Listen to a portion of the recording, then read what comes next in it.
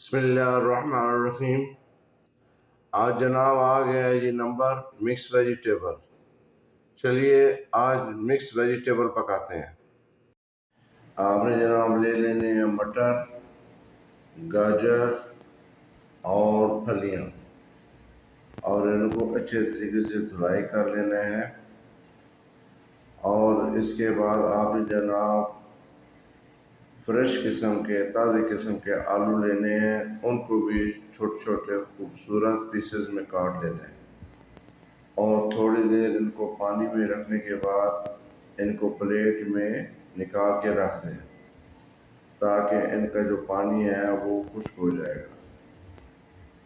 ابھی آپ کی یہ سبزی بالکل تیار ہے۔ ابھی آپ نے ایک دیچکا لینا ہے۔ دیچکا لے کے جناب آپ نے اس میں ڈالنا ہے آئل، اور اس کے بعد ڈالنے ہیں ثابت مسالہ جات۔ ثابت مسالہ جات کسی بھی کھانے کے لیے بہت ضروری ہے، بہت اعلیٰ خوشبو بناتے ہیں۔ آپ کوئی بھی کھانا بنائیں اس میں لازم یہ مسالہ جات استعمال کریں۔ اس میں مختلف ہیں، دھنیا ہے، دال چینی ہے، زیرہ ہے، کڑی پتہ ہے، کالی مرچ ہے، لونگ ہے۔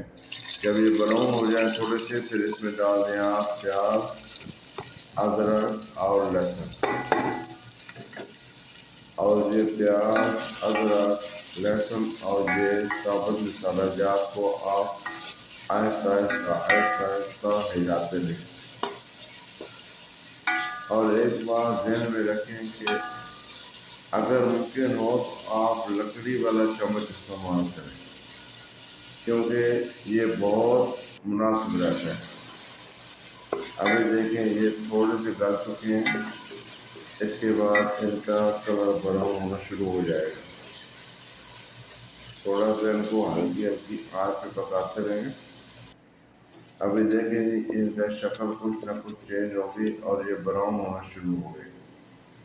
تھوڑا سا اور ان کو پکنے دیں، تھوڑا سا اور ان کو براؤن ہونے دیں، اور اس کے بعد آپ اس میں دوسرے مسالہ جات ڈال دیں، جن میں آپ کے پاس لال مرچ ہے، ہلدی ہے، دھنیا ہے اور کڑی پاؤڈر ہے، اور بھی کوئی اگر آپ سمجھتے ہیں مناسب ہے تو ڈال دیں، اور تھوڑا سا اس میں پانی ڈال دیں۔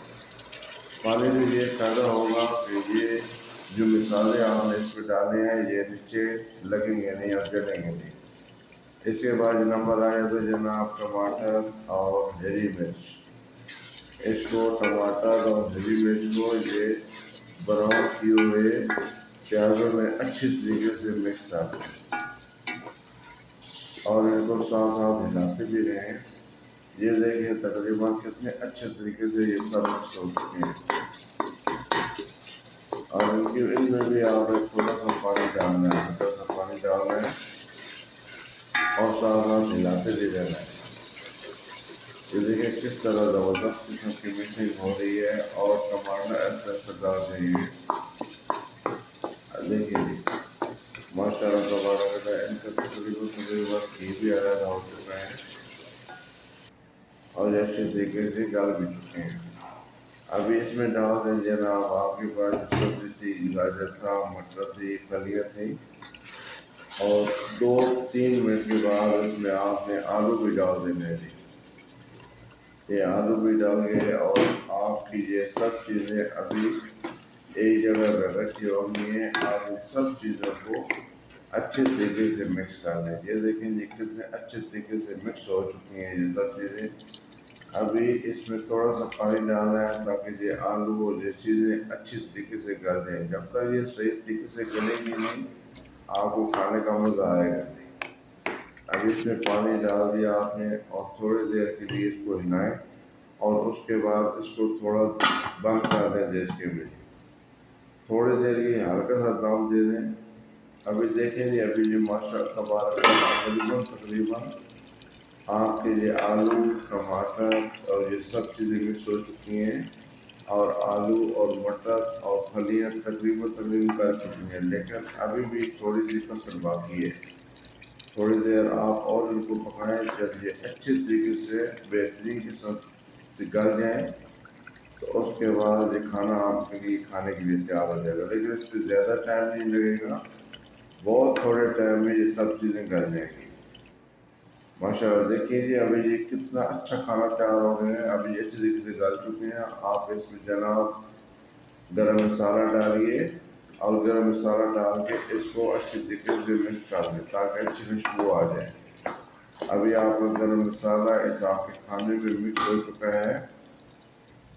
ابھی آپ نے اس میں سبز فریش دھنیا بھی ڈال دینا ہے، اور اس کو تھوڑی دیر کے لیے رکھ لینا ہے۔ ایک تو اس کی خوبصورتی آ جائے گی، دوسرا اس میں خوشبو آ جائے گی۔